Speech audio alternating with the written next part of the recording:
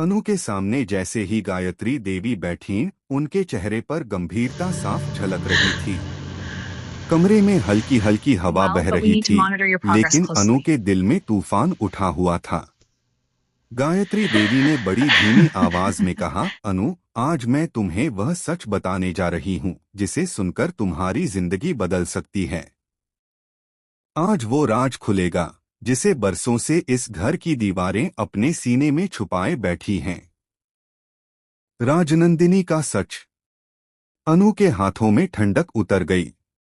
उसने चुपचाप गायत्री देवी की ओर देखा। गायत्री देवी ने अपने पास रखी हुई पुरानी लकड़ी की संदूकची खोली। उसमें से कुछ पुरानी तस्वीरें और एक फटी पुरानी डायरी बाहर निकली। डायरी के पन्ने पुराने थे, लेकिन उनमें दर्ज हर शब्द जैसे जिंदा था। जैसे ही पहला पन्ना पलटा, अनु के दिल की धड़कन तेज हो गई।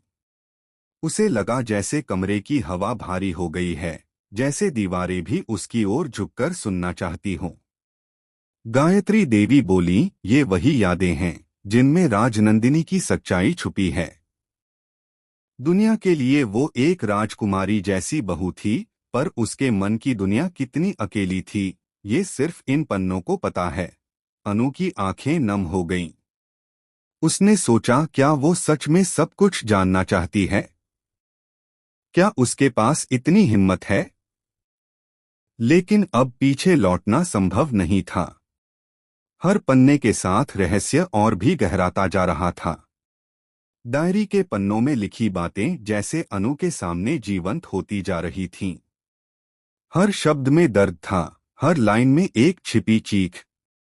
राजनंदिनी ने अपने दिल का बोझ इन पन्नों में उतारा था, अपने डर, अपने राज, अपनी अधूरी चाहतें। अनु को लगा जैसे कोई अदृश्य शक्ति उसके सिर को दबा रही हो। उसे हल्का चक्कर आया, लेकिन इस बार उसने खुद को संभाल लिया। उसे याद आया सिद्धि माता के शब्द, जैसे जैसे तुम सच के करीब जाओगी, तुम्हें चक्कर आना कम होगा और तुम्हें सब याद आने लगेगा।